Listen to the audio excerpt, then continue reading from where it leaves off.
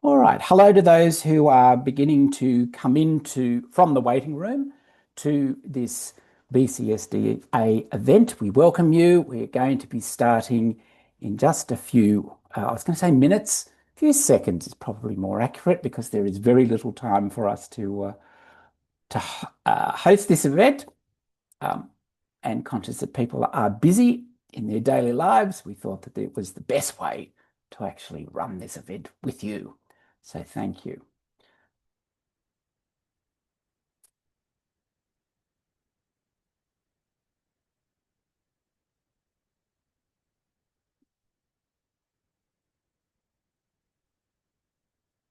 All right, we're starting to see people coming in.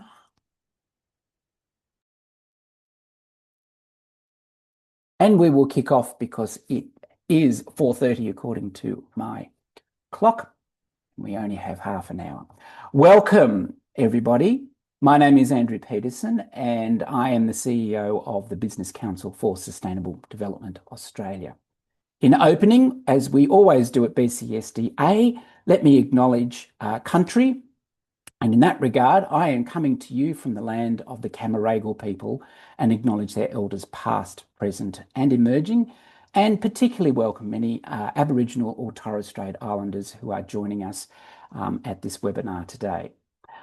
So this is an interesting moment in time because we are exploring how companies can align their sustainability commitments with policy positions of business and industry associations that they fund. And the question is, are we seeing some challenges in relation to that? And do we have to think about what business needs to do to respond to this question of the role of industry and business associations? Why are we looking at this particular topic right now, particularly in Australia? Well, it's timely for Australia because we have the upcoming nationally determined contribution update that's about to happen, and the implementation of the Australian Sustainability Reporting System disclosure standards throws up a conversation about what is the role of business and industry associations in progressing, let alone aligning, to the particular policy standards and regulatory intent, not just necessarily of the Australian circumstance, but globally. So both of those topics of NDC and ASRS, as we call it, both sharpen the focus on credible governance and advocacy alignment. So this session is being brought to you in partnership with the World Business Council for Sustainable Development and Volans, and very delighted and humbled by the fact that they have been willing to join us in this conversation today. And particularly so because we have a unique presence with InfluenceMap coming to you live from Australia, in fact, coming live from Canberra. Let's not worry about the overseas guests. We have joining us Cami Daeninck from Volans. We also have Elisa Leimer from WBCSD, Jack Herring from InfluenceMap, and Richard Roberts from Volans. So what we're going to do is I'll be handing over to Cami, and then we will be going in iteration, starting with Cami. Then I think we're moving to Elisa, then Jack, and then Richard, and then I will close out the session. So over to you, Cami. Thank you, Andrew.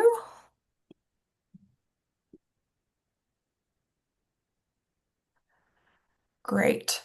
So thank you everyone for being here. As Andrew mentioned, I'm Cami from Volans, and I am going to speak today about the playbook that we developed.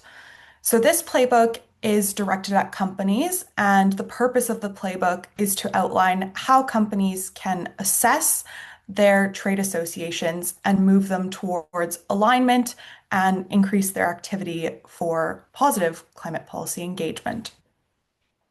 This playbook was developed in partnership with WBCSD and Elisa's team, as well as WBCSD's Positive Policy Engagement Advisory Group, which is a group of numerous companies that are very much engaged on this topic. And the playbook is an output following 1 year of close convenings with this group of companies, as well as other NGOs, stakeholders, trade associations, and experts in this space. The playbook acts as a step-by-step guide to make it easier for companies to jump in at whatever stage that they're at. The first step covers how to make this strategic for you as a company and how you can look at developing a climate policy engagement strategy. The second step looks at how to communicate your policy priorities and how to develop these in a way that is strategic for you as a company, as well as how you can then communicate these policy priorities to your trade associations. The third step goes into great detail on how to assess associations' alignment and effectiveness. In step 3, there's plenty of detail on how to actually select which associations to include in a trade association review. And there's also detail on what a best practice review looks like, especially if you're going to publish this publicly and widely. It's important to note that this step is very much based on the existing guidance in the space, such as that by InfluenceMap and the Global Standard on Responsible Lobbying. Step 4 goes beyond this assessment and looks at how you can use the assessment for activating your associations. It looks at how to engage your associations, and in this way, it goes into detail on the differences between when you should engage in a dialogue with your associations versus when you should take tangible action. And finally, looking at when to use the lever of making the threat to leave the association. Step 5 is the final step of the playbook, and it looks at reviewing association memberships. It looks at when you should decide to join a new association, decide when to leave an existing association, or remain a member of an existing association. The playbook itself contains some case studies and examples of companies that have displayed best practice, particularly in the assessment, as well as the association framework for when to join or leave an association. Now, you may be asking who the playbook is for. I will highlight it is mainly intended for companies, and the goal of that is to support sustainability and corporate affairs teams in managing their trade association engagement and memberships. However, it also provides great information for trade associations and investors on what constitutes best practice in this space. And importantly, it also signposts many resources that exist from different organizations looking at what is most useful and what is the recent best practice guidance. Why business and industry associations? As you might be aware, or maybe not, most of the time, a company's indirect policy footprint, by which I mean the lobbying that its trade associations do on its behalf, will outweigh its direct policy footprint. For that reason, without having supportive, coherent public policy, many sustainability-related targets, whether that's for society as a whole or for the company specifically, will remain out of reach. From a company's perspective, if your associations are aligned, this can supercharge the effectiveness of your own advocacy. However, if your associations are misaligned, this can completely undermine the effectiveness of your own advocacy. Therefore, we believe it's very important to look at both your direct policy engagement and your indirect policy engagement to ensure that there's alignment between these two. And finally, I'd like to highlight how this is relevant to businesses and make 2 key points before I hand over to Elisa. The first being that external scrutiny is increasing in this space. So this external scrutiny is coming from investors, NGOs, regulators, and others. And these individuals are pointing out the negative lobbying that exists, highlighting both direct and indirect cases where companies are not aligned with best practice and pushing constructively for climate policy engagement. And this is something that NGOs such as InfluenceMap are calling out, which is very helpful. Second point I'd like to make is that it's strategic. So now it's more important than ever for companies to see climate policy engagement as something that's important for their strategic agenda. because in reality, no company can meet their climate and nature targets without policy changes. I'd like to highlight that advocacy is now seen as central to a good transition plan. You can see on the slide here that there's some guidance from Ceres that really highlights how the Climate Transition Action Plan should include advocating for public policy. I will now hand over to Elisa to continue. Thank you so much, Cami. I will pull up my slides and make them look nice so everyone can see properly. There we go. Thanks so much, Cami. That was a perfect overview of the playbook and the work that we've done over the past year and a half. Apologies. It's really good to see everyone on the call. I'm Elisa Leimer. As Andrew introduced me, I work with WBCSD in our policy team, and I'm really excited to be here to tell you a little bit more context on kind of where this work fits globally. I'll go into a bit more details on what Cami's mentioned on why this matters and why you should spend some of your very limited time looking into all of this. I think we all know that we're at a moment where companies are shifting from this goal setting to delivery, and the policy environment is a critical success factor for corporate sustainability. And this new playbook is really helping businesses act collectively and, most importantly, credibly through their trade associations to shape this policy environment. And as Cami said, corporate sustainability goals are heavily dependent on policy. You cannot achieve your scope 1, 2, 3, your nature targets without truly having a policy enabling environment. These targets, they all really depend on systems-wide transformation. And if you take, for example, decarbonized grids, electrification is central to many transition plans. I'm sure many of you on the call, from transport to manufacturing, mining, and yet most power grids, especially in emerging markets, they remain heavily fossil fuel based. So for companies that are reliant on electric powers through their value chain, they will need governments to accelerate this grid decarbonization to meet their own emissions target. They cannot do this alone. And the same can be applied to so many contexts.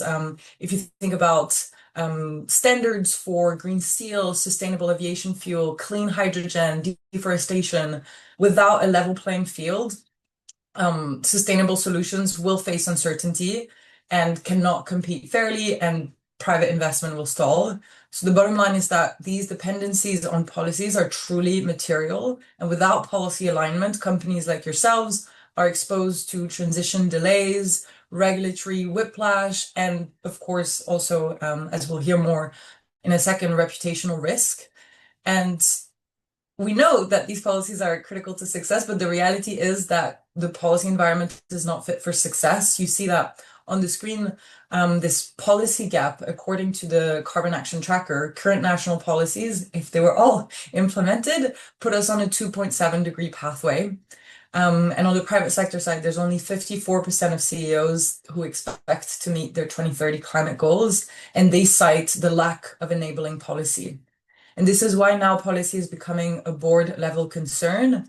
Their CSRD, ISSB, the Transition Plan Task Force, they're all beginning to really truly embed policy engagement into transition planning, but also into disclosure. And yet businesses are not always aligned in their policy and advocacy, as we know, both directly and indirectly.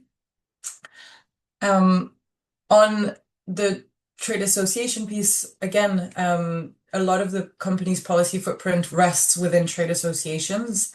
And what's important is that because trade associations represent the views of so many companies, they will most often hold much more influence over policy than individual companies themselves, even though we sometimes don't see it.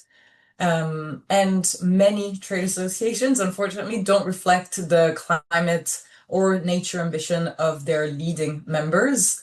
According to InfluenceMap, there's over half of the most influential trade associations in the world that are actively opposing or delaying climate policy that is aligned with 1.5 degrees. And that very likely includes trade associations that you all are members of. And this, for you, is a strategic risk, not just because of reputation, but also investors and now also employee pushback. There's some examples on the screen there. And it's with this landscape in mind that over the past year, WBCSD, Volans, we've worked with dozens of companies to understand what businesses needed to succeed in leveraging positive policy engagement as a driver for business transformation. And we have now a program around this. And what we've really heard from companies is that there is a need for more practical and actionable tools to really help them do the work internally, but also with others. And this is why the playbook comes in response to this need. We are looking into how we're going to move this playbook forward, not so that it doesn't just sit on your computer and hopefully you will use it, but that we can hopefully bring companies together to implement it and shift some trade associations' policies. So just to conclude, I think I hope that this was helpful in kind of framing, and maybe you can use some of this data, some of the slides into conversations you have with your colleagues, with your executive teams. And the most ambitious companies, they're moving first, and it's not to comply, it's to reshape the transition.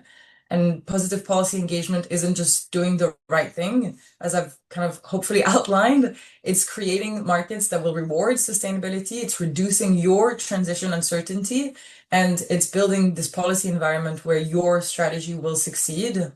So I'd like to thank you for your time, your leadership, and for stepping into this work. I will now pass on to my colleague Jack from InfluenceMap, who will tell you a little bit more about the Australian context. And I will stop sharing my screen if I can. I'm not exactly sure how. Here we go. Thanks, Thank you. Elisa. And hey, everyone, great to see the interest in this important topic. I will also just get my slides up. Okay, so just for some brief context, InfluenceMap is an independent climate risk think tank that tracks and assesses corporate climate policy engagement. Our main platform is our LobbyMap database, which maps the climate policy engagement of over 1,000 companies and 330 industry associations globally. And this includes 42 ASX 300 companies, as well as 30 of Australia's largest industry associations. And over the next few slides, I'll draw on this database to share several key trends regarding company and industry association alignment in Australia. So InfluenceMap's assessment process generates 4 key metrics which summarize an organization's overall climate policy engagement. So the first of these is that I'll speak to is the organization score, which is actually the second one that you can see there. And this measures how supportive or obstructive a company's direct advocacy is towards science-aligned climate policy, while the relationship score measures how supportive or obstructive a company's industry associations are towards science-aligned policy. The performance band metric at the top then adds these 2 indicators together to provide a full measure of a company's overall climate policy engagement. And then the final indicator, the engagement intensity metric, simply provides a reflection of how actively engaged a company is on climate policy. So with that context in mind, this slide just provides a snapshot of the climate policy engagement of the 30 Australian industry associations in the LobbyMap database, with InfluenceMap's performance band metric along the x-axis and the engagement intensity metric displayed on the y-axis. And I do want to note that this graphic is an extrapolation of data that we have publicly available on our website. And again, the performance band metric just provides a full measure of an entity's climate policy engagement, with grades above B indicating broad support for science-aligned policy, scores between B- and D, mixed alignment, and then grades below D indicating increasing misalignment with science-aligned policy.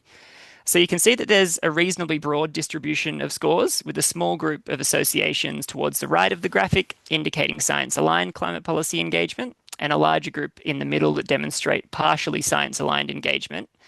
However, there is a larger proportion still concentrated to that left third of the graphic that demonstrate engagement that is misaligned with science-aligned policy.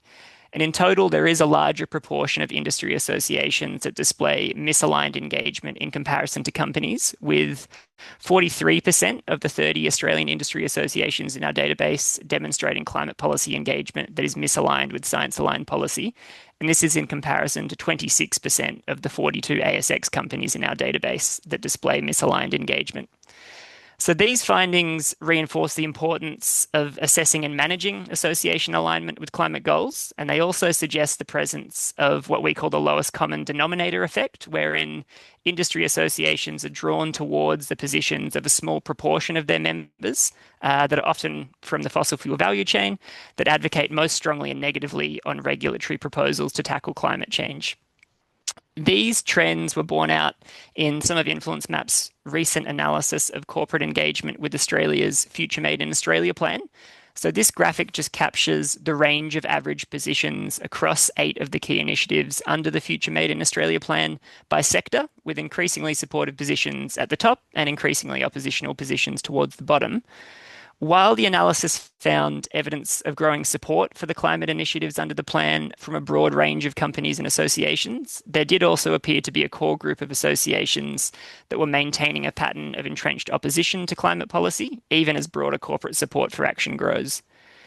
And as mentioned, a unique feature of InfluenceMap's relationship score metric is that it enables us to pinpoint how a company's climate policy engagement compares to that of its industry associations. So you can see an example here for BHP with the company's more positively engaged associations again to the right, and the associations with increasingly misaligned engagement to the left. And this pattern of companies often displaying more positive advocacy than the majority of their associations is not a trend specific to Australia. It is something that we see and observe across regions. And I'd just like to close by sharing some data that illustrates the current state of play on company association alignment in Australia. So the graph on the left documents how many memberships the 42 ASX companies in InfluenceMap's database have to industry associations with misaligned climate policy engagement. And then the graph on the right captures how many memberships these companies have to associations that demonstrate partially science-aligned engagement. So just focusing on the graph to the left first, we can see that 14 companies, or 33% of the 42 ASX companies in our database, do not hold any memberships to associations with engagement that is misaligned with science-aligned policy. Another 33 hold membership to at least 1 to 2 associations with misaligned climate policy engagement, while 12% hold membership to 5 or more associations with misaligned engagement. And then moving to the graph on the right, we can see that 17 of the 42 ASX companies, or 40%, have membership to 1 to 2 associations with partially science-aligned engagement, while another 19% hold membership to 5 or more associations that demonstrate partially aligned engagement. There have been some recent signs of progress in Australia of companies taking action to address this issue of misaligned indirect advocacy, with 12 of the 42 ASX companies in our system having published a review of their industry association's climate policy engagement. But I will leave things there on my end and pass over to Richard, who will be speaking more comprehensively about the practical steps that companies are taking globally to act on these misalignments.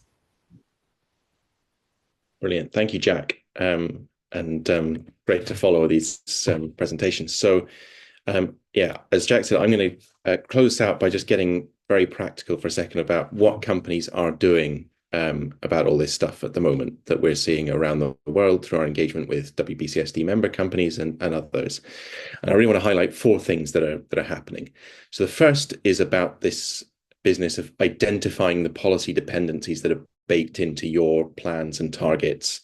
So, and as Cami referenced, this is covered in step 1 of the playbook that Volans and WBCSD have put together. So this is really about understanding, as you develop your transition plan, as you put in place interim goals and milestones and targets, that will and often this is implicit in the plan rather than explicit. And part of the work that companies are doing now is to make it explicit, is really digging into, if we have a scope 2 reduction target for 2030, how much of that can we achieve through our traditional engagement with our suppliers, through purchase power agreements, all of the traditional instruments we use, and how much of that are we actually going to be reliant on public policy in order to see wider scale grid decarbonisation to get us to those goals. And that's what we mean by a policy dependency. And then for any company, as you map that out, you will find that there are a handful of really significant pain points that are going to either enable or block your ability to deliver on your goals. And that's where you want to then be really targeting your own policy efforts. and policy efforts. That means both your direct advocacy, but also really importantly here, how you then manage your trade associations and what that indirect footprint looks like. Then what we're also seeing is this a trend around more companies doing assessments, whether they do that for in-house purposes or in the case of now certainly 70 plus companies globally that have disclosed some form of climate policy review. And as Cami alluded to, so there are very clear standards out in the world, have been for a while, about what's expected in a good climate policy review. InfluenceMap rates these reviews on behalf of the investor group Climate Action 100 Plus. There's a very, like, you can go and download the methodology. It's not rocket science. It's very clear. There are 14 indicators. The little table at the bottom here, unfortunately, shows you that although this has improved, that both the quantity of reviews and the quality has improved over the last year or two. There are still currently only 3 companies in the world that InfluenceMap rates as having kind of published a review that gets 11 or more out of 14 against the indicators. So this is indicators that InfluenceMap uses based on the CA100 net zero company benchmark, which is also based on the global standard for responsible climate lobbying. So this is a well-developed framework based on investor input. What do investors expect to see from companies? You can go and download the reports that these companies that are highlighted as best practice have put out, and there's also a lot more on this in the playbook. Then, of course, the complementary piece to that is the governance you have within the company around how your trade association memberships and how your climate policy positions are managed. Again, the good practice examples are covered in the playbook, and kind of assigning the right levels of responsibility all the way up to board level in some cases is really critical, as Elisa highlighted. And then the final thing I'll say here is, the impetus for us doing this work has been very much that we want to see more companies engaging with their industry associations and mobilizing those industry associations to be a force for good, as well as tackling the misalignment where that exists. And I think often we can get an impression for those who follow this space that engagement, there are very few examples of engagement working. I actually think, having researched this now for quite a long time, that's not entirely true. It's just that people don't talk about it when engagement works. So the stuff we see, the kind of tip of the iceberg that's above the surface, is when companies end up leaving an association because they cannot deal with misalignment. There are actually good examples out there of groups of companies that have identified that they have a misalignment with a key industry association. And actually, the Business Council of Australia is one that historically, well, the details are not public. The shift in position is public, as you can see from this headline. This is a few years old now, from a Guardian headline. But the Business Council did very publicly shift its position on climate policy a few years ago, and that was as a result of member engagement. Now, the challenge that companies that want to learn from this have is that when members engage and when it works, they generally don't talk about it publicly. So that's why in the playbook, you'll find a lot about the tactics that we have heard that do work. Unfortunately, it's mostly anonymized because we can't name names. But that's my kind of plea to people is engagement, particularly when you do it collaboratively with other companies that are members of the same association. It can work. It does drive change, whether that's about misalignment or activation of an association that is currently very passive on climate policy. So it's not an entirely black and white conversation about simply doing assessment and then deciding either to leave or stay in certain associations. And mindful of time, I will stop there and hand back to Andrew. Thank you so much, Richard. And in wrapping up, let me give you 4 key thoughts. The key takeaway, what I think we've heard today, is that policy and alignment for corporates is not necessarily just about risk mitigation. It's fast becoming a measure of governance credibility. What's the next step for business? I think, as you heard from particularly Cami and Richard, the playbook is very much a tool for internal use of internal review and proactive engagement. It's not about targeting associations. It's actually about ensuring the companies that are funding them are aligned with the future that they say they want. and that's important. Finally, in terms of further engagement, we are looking to a further discussion with our members in Australia about the playbook, and we're excited that there are some prospects in train in relation to its use, and we hope to have some more discussion about that further. But finally, a big thank you to our speakers, to Cami, to Elisa, to Jack, and to Richard, and of course to you who have dialed in this afternoon to attend and listen in this sprint version of a BCSD webinar. So the playbook has already been sent to you in an earlier iteration of an email, but we will be sending it again following, including those who have not been able to attend today. A recording of this webinar will be available on our YouTube page channel very, very soon.